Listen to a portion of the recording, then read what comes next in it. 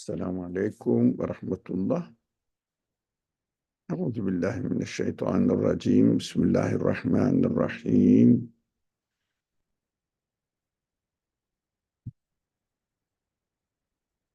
اللهم اهدنا فيمن هديت، وعافنا فيمن عافيت، وتولنا فيمن توليت، وبارك لنا فيما أعطيت، وقنا شر ما قضيت، فإنك تقضي ولا يقضى عليك، إنه لا يذل من واليت ولا يعز من عاديت، تباركت ربنا وتعاليت، فلك الحمد على ما قضيت.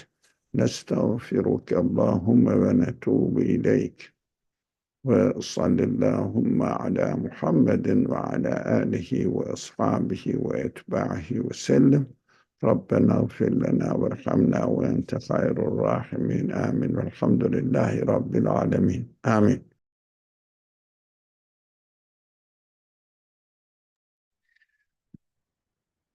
We promised that we were going to start the 22nd word. Inshallah, we will today, inshallah. But I realized that last week we left off a very important piece of the previous word, 21st word, which was about scruples, suspicions, doubts. This last paragraph that we have not read and discussed seemed to be very important. That's why I just wanted to share it with you and also to have it in the recordings. The text says, it starts with a question which everybody asks this actually, who is aware of what's going on within his own world.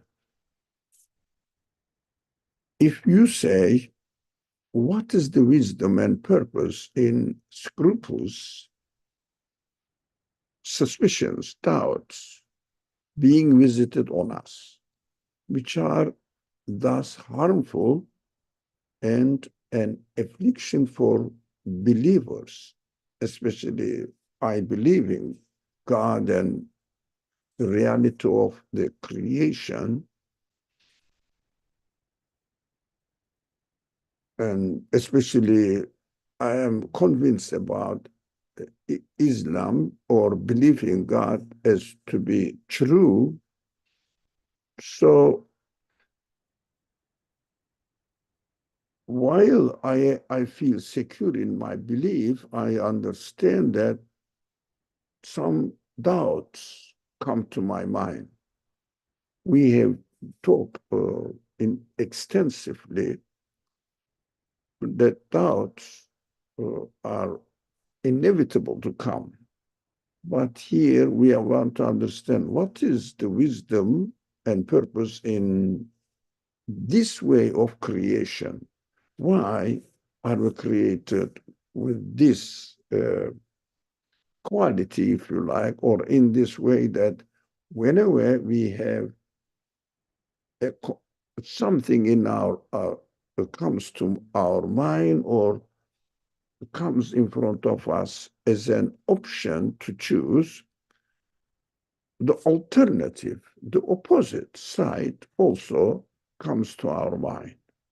Why are we created in such a difficult position that we are always really under the attack of something which has no reality? The answer is very interesting. I will read the answer from the beginning to the end and come back and discuss together with you and wait for your comments as well if you have questions. The answer, on condition they don't lead to excess. So that's first condition, or overwhelm a person. Essentially, Scruples are the cause of vigilance. Lead the cause of vigilance. They are the cause of vigilance.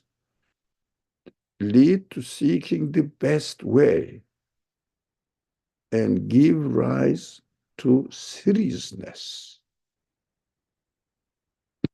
That is really important to me. They banish difference and repulse, they banish indifference and repulse carelessness. Therefore, in this realm of examination and arena of competition in this world, we are here to make even better, to be successful, even in a better way, higher way, and try to develop our potentialities into capacities more and more. So that is how we are created. So the competition, we may not compete with others. I don't think it means competing with others, but we may take lesson from others and learn something from the exemplary life of other good people. That is not competition, benefiting from them. But competing, my understanding, with my previous condition, make it higher. The absolute being, absolutely wise one, put them in the hand of Satan as a whip of encouragement. As a whip of encouragement for us. Now, you have some more to go. That's encouraging by bringing up suspicions to us. He strikes it at our heads. If it hurts excessively, because if we are under the excessive influence of suspicions, one must complain to the all-wise and compassionate one and say, I seek refuge with God from Satan the accursed. It means, أعوذ بالله من الشيطان الرجيم.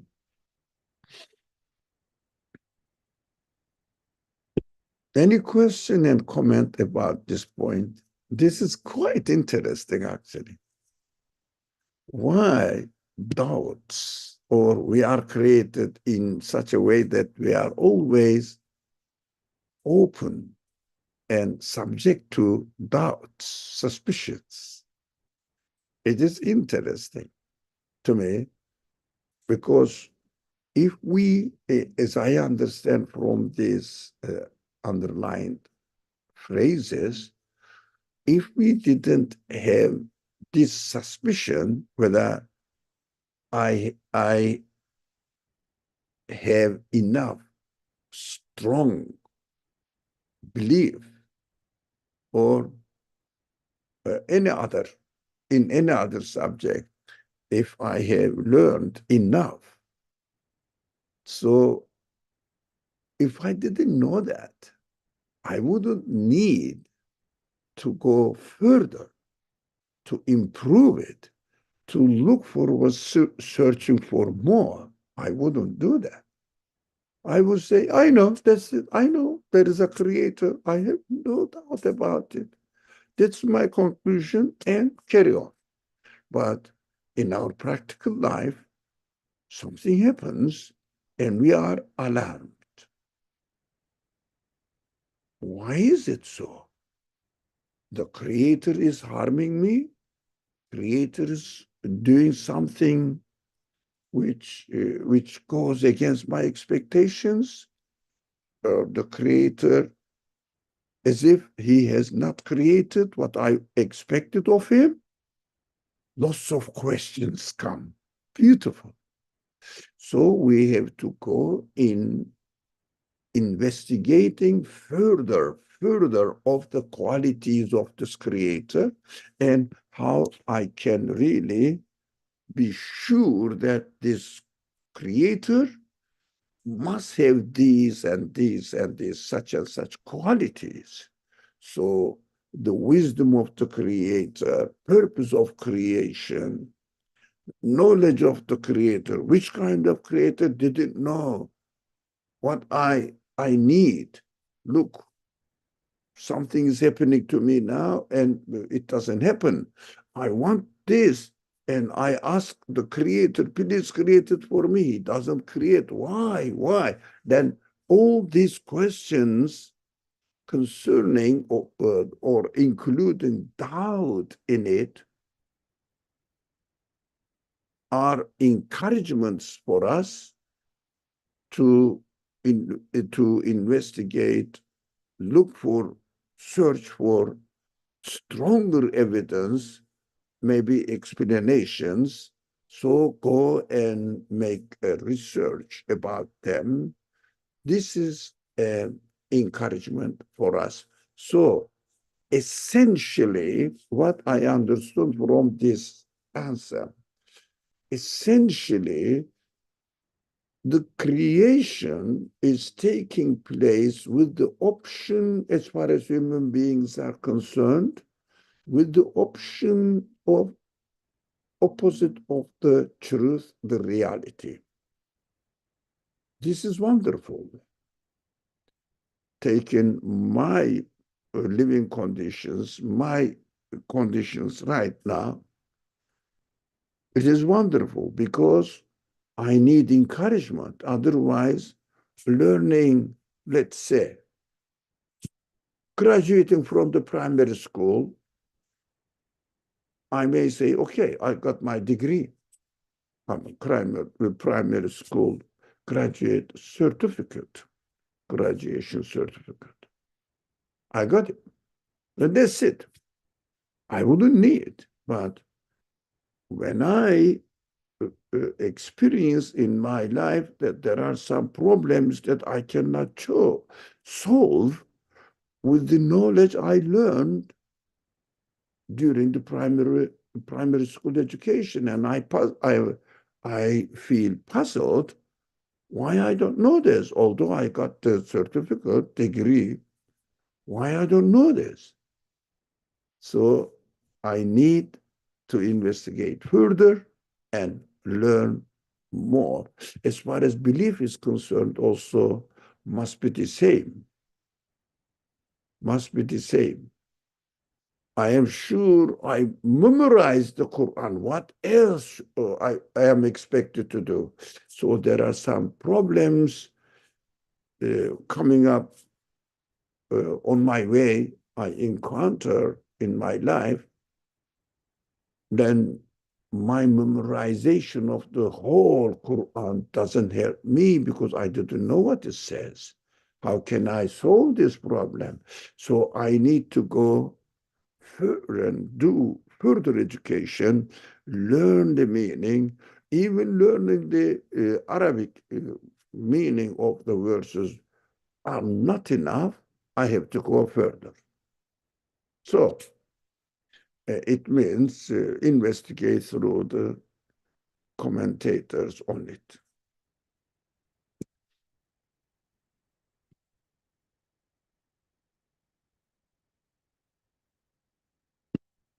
Do we have any questions about this section, the last section of the previous word? If not, I will just start the 22nd word, inshallah. Assalamu alaikum, Brother Ali. Just to summarize, so pretty much the scruple part is needed for us to progress in our journey, because otherwise, things just become stagnant.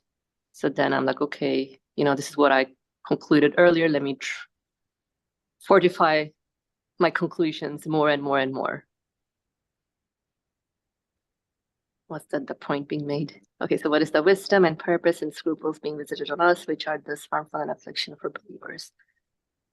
So we should be expecting part of the journey, human journey here, that scruples will be are being visited. We don't realize it, but they are being visited pretty much if we reflect on it. Yeah, unless they go to excess. It means really hurts me, then it means I couldn't answer. No, doubts come to me. I am not prepared to answer them. I like your word excess, or you said certified. No, make it certain. Such a word you use it, or make certain, or so that I have to investigate further. But if it goes to excess and overwhelms me, and then I have to seek refuge. Look, I am sure the universe must have a creator. Although I didn't understand why something doesn't happen, something is not created than I expected.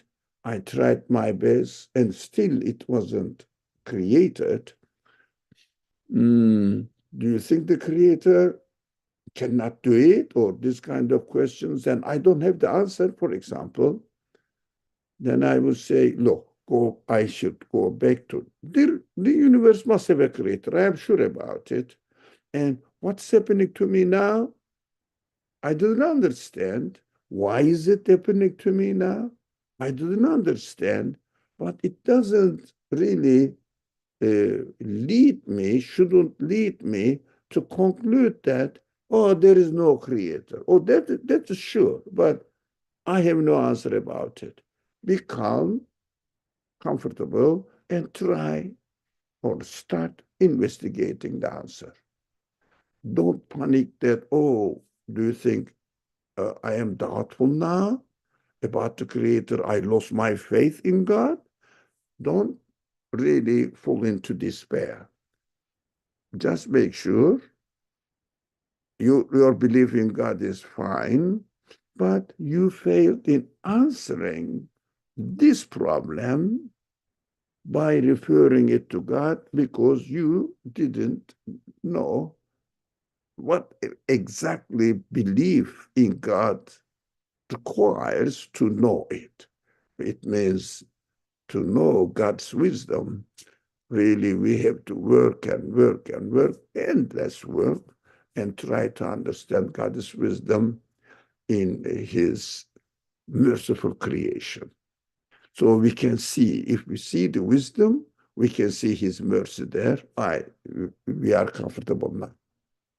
Most of the time, we may be disappointed with God because we don't see his wisdom in what we are complaining about. So that if we don't see the wisdom, we cannot really understand that he is a merciful God. Only the merciful one creates everything with wisdom. So we have to see the wisdom, we have to see his wisdom in order to understand his mercy in creation. Thank you. Good, useful comment and summary of what we have been talking. Any more? Then I will go to the second word, inshallah. This word consists of two stations. Okay, the first station now, Bismillah ar-Rahman ar-Rahim. In the name of God, the merciful, the compassionate. So God sets forth parables for men so that they may bear them in mind. Now, this is section 14, section Nahl, verse 25. We will notice here this Quranic word of parable, this parable is interesting. It has two meanings. And we will notice that in the following paragraphs, the author will use two meanings at the same time. First, the author will use the first meaning, giving an example, analogy, making an analogy, giving an example, like this, like that. That is also parables. Quran has many parables in this set. Especially the prophetic examples are also parables for us, but real parables, because they are lived and experienced in life. Also, we will see that we can take this because we didn't know these prophets, these ancient prophets, lived and what they lived and what they experienced. We don't know. From this aspect that we don't know their lives, we may take it as parables, but the reality of their existence, yes, it took place. But as far as I am concerned, I am not observing and experiencing the reality of their existence in this world. I have no evidence there in a created form. So we have to keep the balance.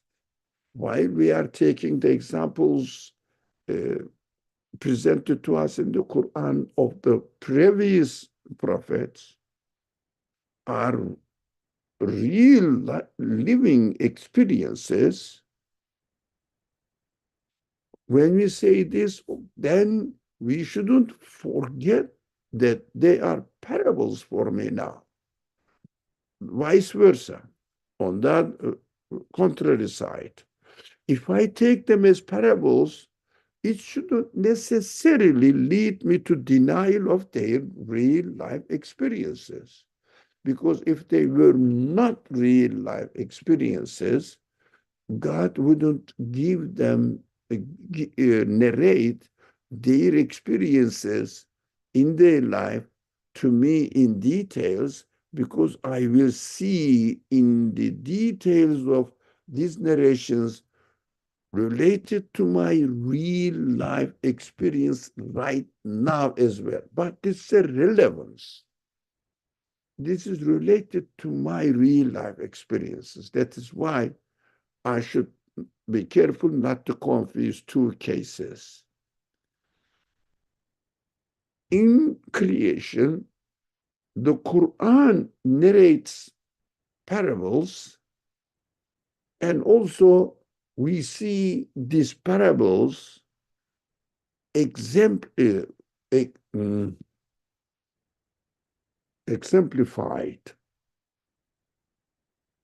physically created in this world. For example, taking the uh, taking the growing of the trees and plants and then dying and recreation again of the plants is a example, temthil, with maybe parable, similitudes,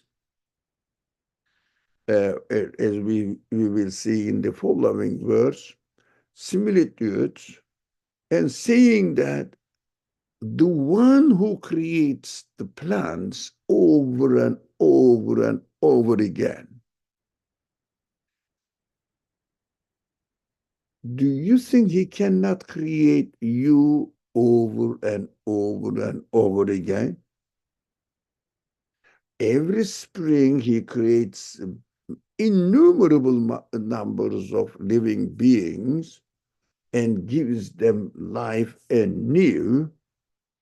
Do you think the one who does this cannot give you another existence and another life? So asking human intelligence to reflect on it, to take it as an example, and reach a conclusion. That is why we have to understand that in one aspect, universe is a parable of the qualities of its creator. From another aspect, universe is a parable for me, so that I will look at it and try and drive or reached a conclusion out of the way that I experience how the universe is coming into existence. So this is excellent to me that we should understand for human beings, we should understand that the universe is a parable. Quran speaks with parables, but they are real. The universe it is real, not imaginary, real existence, physical existence, and Quran's parables also they are real, living uh, life experiences, and teaching me, giving me examples through the narration of the parables. So why the things are, all the universe are created in such a way or parable, or why Quran narrates some parables in its section, in it is in itself, in this verse, which is taken from Hashr, section Hashr 59, verse 21. Such are the similitudes which we propound to men, explain to men, that they may reflect, so that we will think about it. So look, we will think, reflect on them. That is why these parables are mentioned in the Quran. Like this section, everybody knows this, Hashr 21. If I read it, you will understand in original language.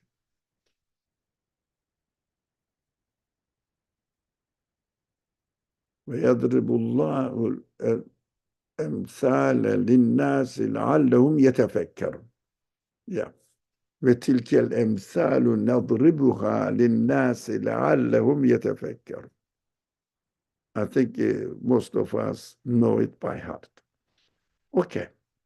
Any question about the verses? Because he's going to use the parable. Yes, go ahead. So just wanted to reiterate what you said. So parables are mentioned in the Quran, number one, to let us know what this universe points to. So I can make sense of what I observe within my life. And second, I don't know. I guess narrations that are mentioned in the Quran, I can make sense of them as well within that. So yeah. Correct. In the Quran, they are mentioned so that I will take them and apply in my life. But I should know that their physical existence is also true as far as the prophetic narrations, stories, narrations of the prophetic stories are concerned. And also, sometimes the Quran narrates two men. It means directly related to my physical reality. Two men, for example, the owner of two owners of gardens. Example, typical example. It means I can relate to my real life experience. But this example of two owners of two owners of two gardens is maybe not like the prophetic examples. Maybe sometimes might have happened. I don't care, because I only care how I can benefit from this parable. And then when I think about it, I will find out that it exactly reflects my real living conditions. So make it real for me. In any case, I cannot read it as an imaginary things. Now, he's going to give us a parable. Inshallah, we will read it. One time, two men were washing in a pool. I will emphasize on the important points, and if there is no need, I will not come back and discuss it again because it is simple. We can just understand. But some important points that we need to be reminded, because I felt the same thing when I read it to prepare myself for this discussion. I said, I need to remember this point. That's why I am sharing it with you. Two men were washing in a pool. We know that in the Quran, as well as in Nursi's writings that we are reading, two men represents one person's two sides. If you like, spirit or heart or feelings or intelligence or consciousness, whatever the name you put that category in one category. And also other side, opposite side, which we call it in Arabic nafs, ego, self-centered considerations. Two sides of one man. But to make it easy, Quran uses the same type of example. Nursi uses the same example, two men. Make it in this way. Oh, do you feel that there is a background noise?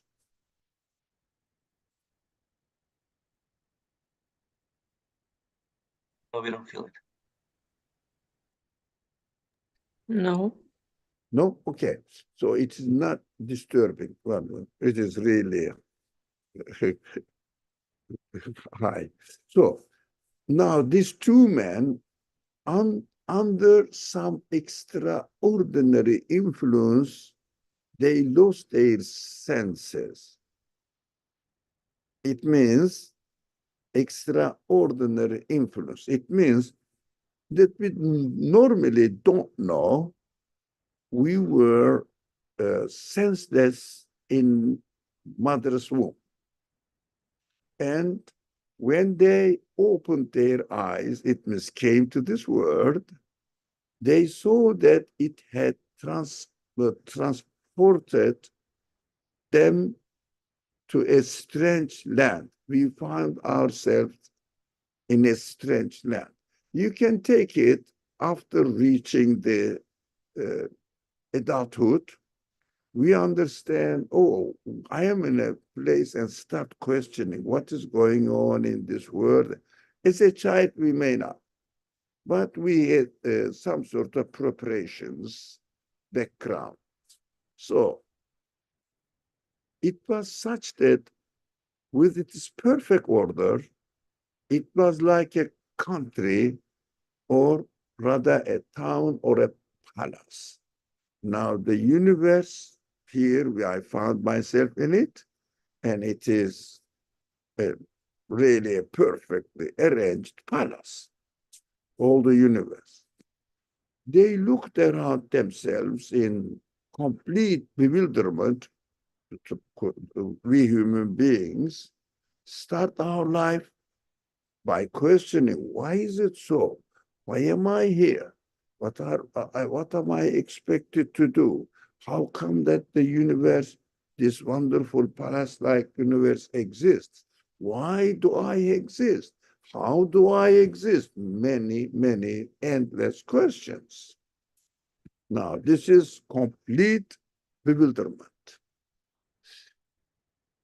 If it was looked at in one way, a vast world was apparent with a huge existence. If in another way, a well-ordered country, and if in another way, a fine town. Now, first,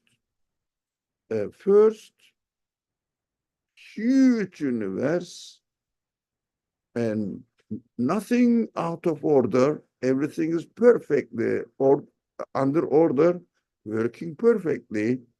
If we are really careful a bit more and more, we understand that this is a fine town, and if it was looked at in still another way, it was a palace which comprises a truly magnificent world in this palace. Traveling around this strange world, of course, we keep questioning, we keep wondering what is going on here. They observed it and saw the creatures of one sort were speaking in a fashion because they were speaking to me. Beautiful flower is speaking to me, asking me, come, smell, and get it. You liked that, didn't you? You liked me, didn't you? Come on, that is for you. Is it speaking?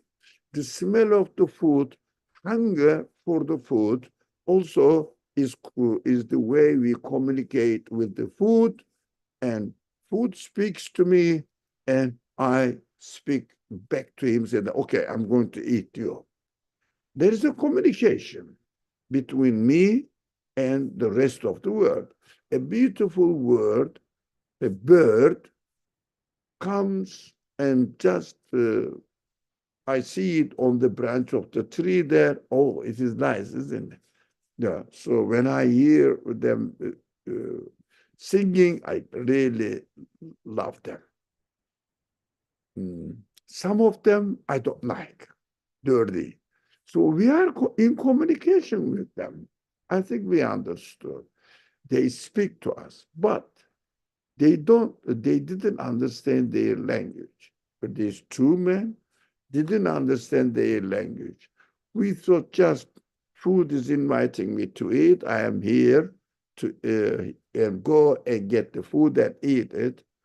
But in fact, what they are telling me, first, I don't understand. In my youth days, I just took life simply as it goes. Maybe sometimes, why these strange things are happening here and now and there? Why? But carry on my life. But later on, as I matured, I started really questioning them and realized that I didn't understand their language. They are telling me something else. Not only food is telling me that, come and eat me. The beautiful flower is asking me that, come and take me. You love it. You love me. Come and take it. But later on, why is it so? I started questioning. Everybody does, must do. And I don't understand first.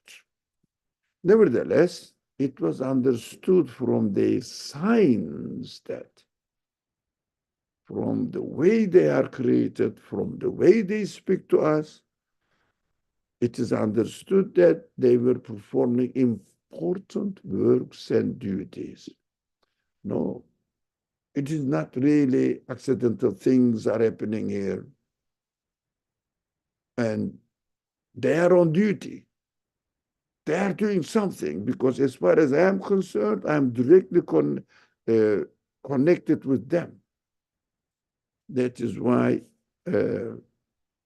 they show the signs, or human beings can see the signs, but understand that there's something important going on in this universe.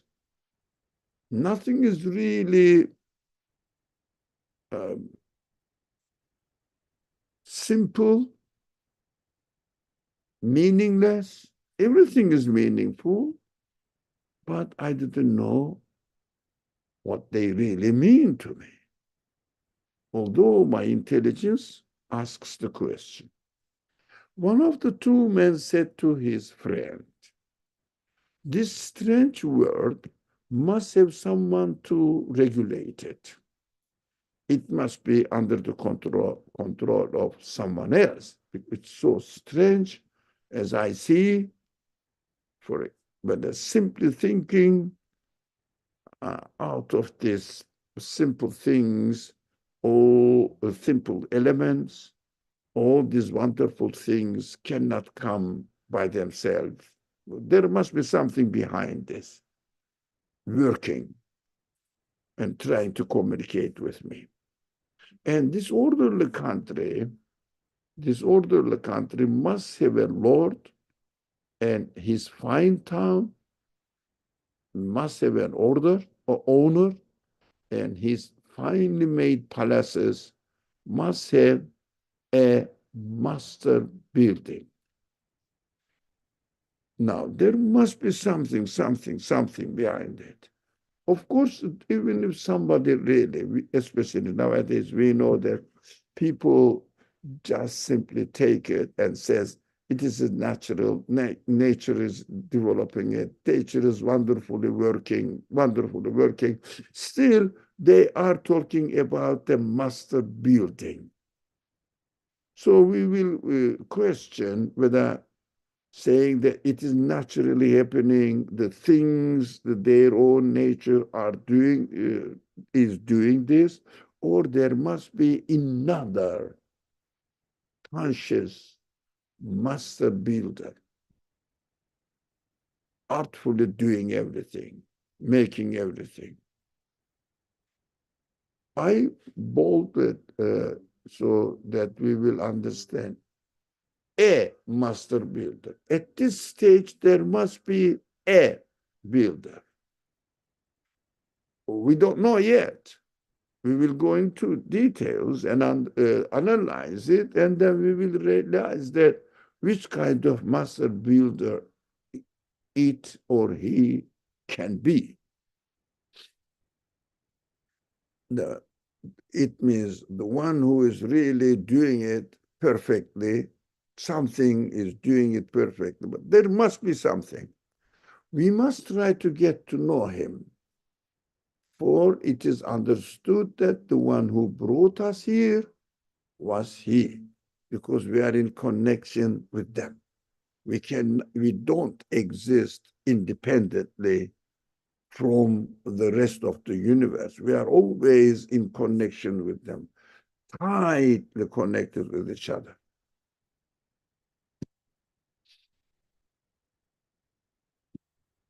So if we don't recognize him, who will help us?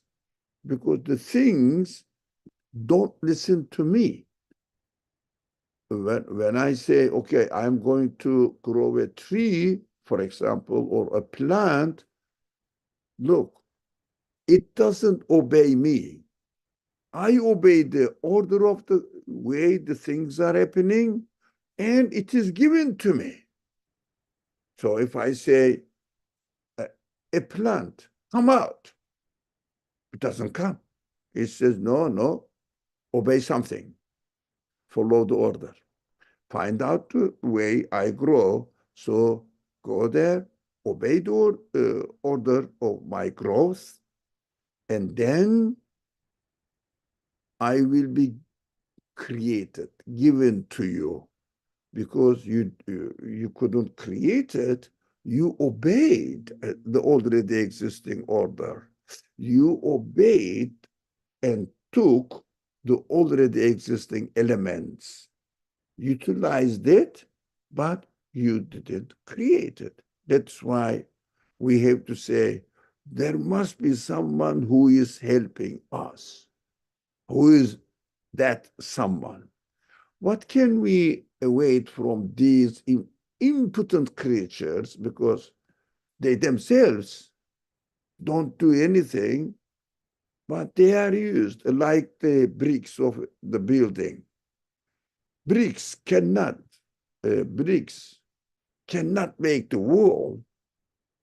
They are impotent, but without the bricks and obeying the bricks, if you like, or order of the existence of the house, obeying by, uh, when I obey by taking the bricks and putting in a certain way, then the building comes out exactly in my relationship with the rest of the universe takes place in this fashion. So these impotent creatures whose language we don't know, they are telling us something and we don't know, and who don't heed us. They don't really listen to us, but we obey them. They don't obey us. We have to understand this. Moreover, after obeying them, they are employed in the creation of our desires, whatever we want to exist. Moreover, surely one who makes a vast world in the form of a country, town, palace, somehow meaningful existence, fills it from top to bottom with wonderful things and embellishes it with every sort of adornment, creates it beautifully, and digs it out with instructive miracles. It means creating the plant, and then flower comes, leaves come, fruits come. These are instructive miracles. It means teaching me something. Hey, be careful. Wood cannot produce this beautiful flower. Soil cannot produce this beautiful flower. What's going on here? The instructive miracles, the one who makes all this with instructive miracles wants something from us. There must be a purpose. Why? He is, whoever it is, whatever it is, doing all this, there must be a purpose. And we can understand and we can question, how is it happening? Why is it happening? And from those that come here, so from those things that come here, we must get to know him and find out what he says, what he wants, why we are here, why are we put in this position, in this connection with the universe, why the universe exists, why, how, why, lots of questions. One is our consciousness, our spirit, our heart takes this aside, but our ego-centered side, the other man, said, I don't believe in it. That there's a person such as the one you speak of. Well, I don't see it. And that he governs this whole world on his own only. There was somebody doing all this only by himself. Well, I don't, no, I don't believe it. His friend replied to him, if we don't recognize him and remain indifferent towards him, there is no advantage in it at all. Because I don't care about the creator, and what did I gain? Almost nothing. Nothing. And because everything I have, at the end, they will disappear. Sorry. And if it is harmful, and if we don't recognize him is harmful, and its harm will be immense because all this huge universe is created for me, prepared for me, and they are communicating with me. I am in connection with them. And if I don't acknowledge him, then he will say, look, I created all this for you. You didn't take notice of it. How negligent man you are. And it will be a big responsibility. Whereas if we try to recognize him, there is little hardship involved because when we recognize him, we will take precautions whether the things are created for this purpose or for this purpose. Can I burn, for example, a forest? Well, the one who created the forest will ask me, Ali, why did you do that? Yeah, I made it for a purpose. Why did you waste it? Oh, so I should be careful not to burn the forest, for example. So it is some sort of hardship.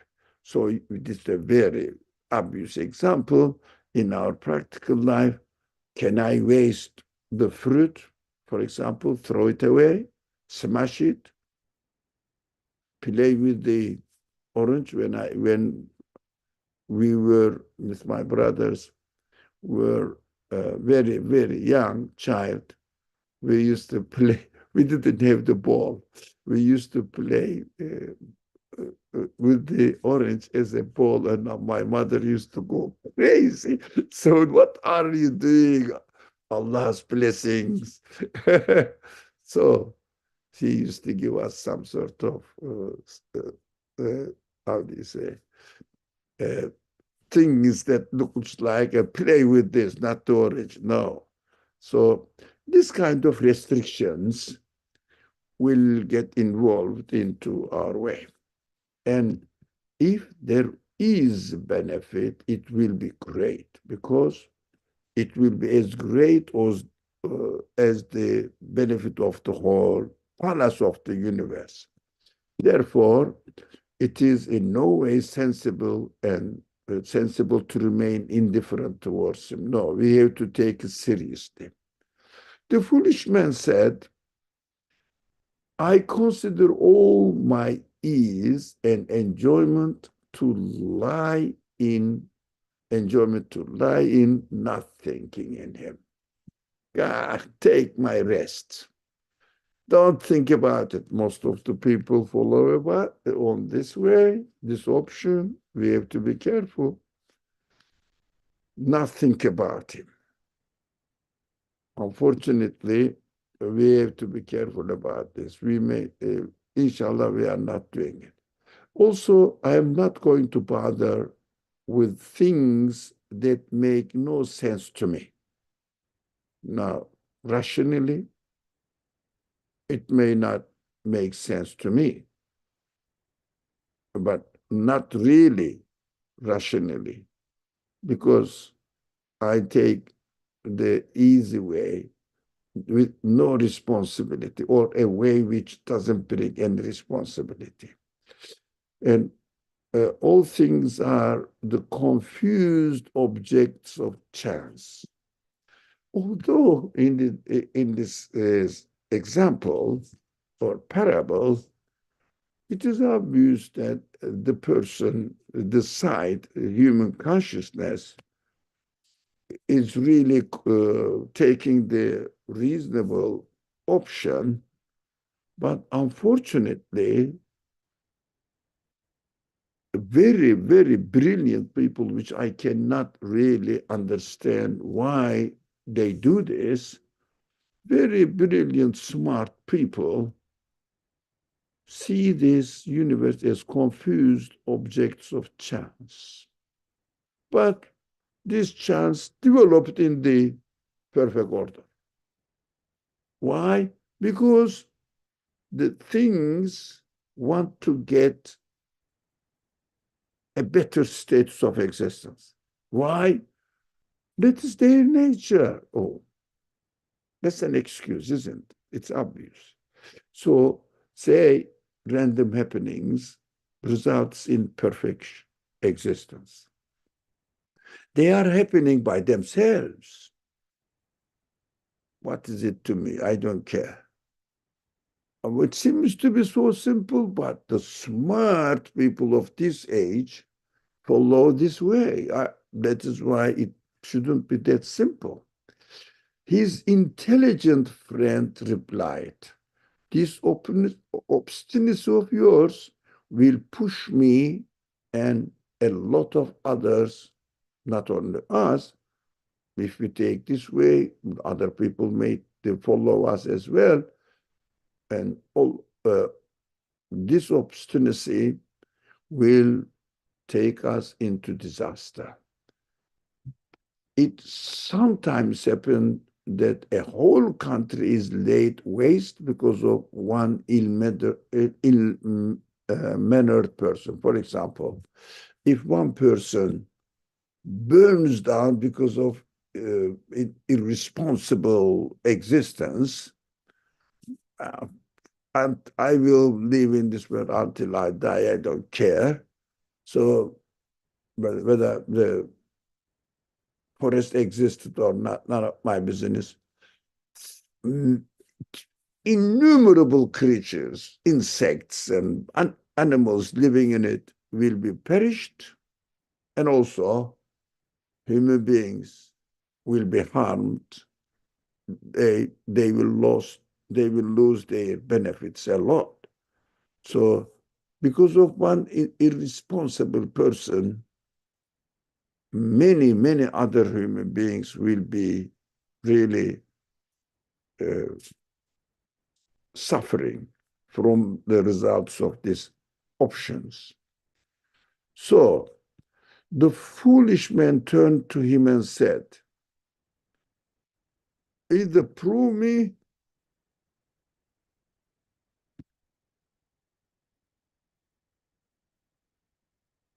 either prove to me decisively that this large country has a single Lord, a single maker, or leave me alone. Now, this single is an important word here, because most of the people think that the elements are doing it. Elements are innumerable in the universe. But this conscious man, this intelligent friend, says there must be a single master builder. He must arrange everything under his. That is most difficult. To look for a cause of an event is not difficult to accept for me. For example, my typical simple example, I am thirsty, I go and get the glass and turn the faucet and get my water and drink it. Because it is easy to say, of course, if I didn't turn the faucet, I wouldn't have water. Look, one cause is explained away. Whether you believe in God or not, practically what we do, we follow causes, created beings, in order to get the result. But the fundamental question is,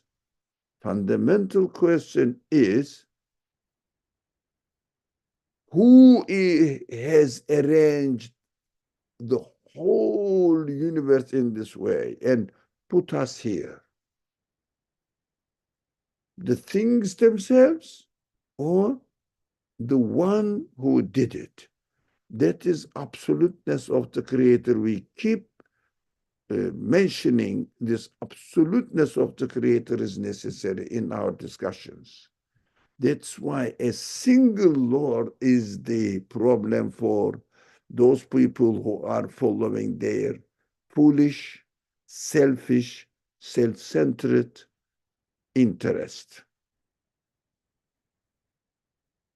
His friend replied, your obstinacy has reached the degree of lunacy. You are crazy. And you will be the cause of some disaster being visited on us. So I shall show you 12 proofs demonstrating that this world, which is like a palace, and country, which is like a town, has a single maker, and that it is only he who runs and administers everything. Now we understood here, single maker is important. Only the one is important. Belief is this. Otherwise, oh, creator of the universe, but there must be a creator. Oh, that is necessary, but doesn't solve any problem that we are facing in this life. He is completely free of all deficiency, this maker who doesn't appear to us, physically demonstrates that, look, I am creative. Don't you see? Come on. Doesn't appear to us. This is also a very important phrase that we have to mention or remember. Sees us, this maker doesn't appear to us, but he sees us and everything. Why? The way we are created necessitates that the one who created me, he must see me and be aware of my existence. That's why he is creating me. How can I explain that the one who created me is not aware of my existence? Well, the one who made me is not aware of my existence. It is impossible for human mind to accept this. And here's our words. He is aware of everything. All his works are miracles and marvels. It means we cannot explain it in a simple way because they are coming into existence in an incredibly unimaginable way. Out of soil, out of a cell, huge tree is created. Out of DNA, which is just records of knowledge, that I know what I am going to create, and this records of information turns into a perfect living being like human beings or animals or plants. Miraculously, all these creatures whom we see, but whose tongues we don't understand, are his officials. The tongues, the way they are created is speaking to me. That's why their tongues we don't understand, but they are all officials. It means employed to convey the message to us, to communicate the message to us. That is why they are officials, his officials. Yeah, the word is important. So he says he's going to prove it in 12 ways, 12 channels. So inshallah, we will continue next week from there. But I think the parable is understood. Do you have any problem about it? No, I love these parables. They're beautiful. Thank you very much. Thank you. So, inshallah, we will continue from the proofs next week onwards. بسم الله الرحمن الرحيم سبحانك لا علم لنا إلا ما علمتنا إنك أنت العليم الحكيم وآخر دعواهم إن الحمد لله رب العالمين بحرمة سر سورة الفاتحة.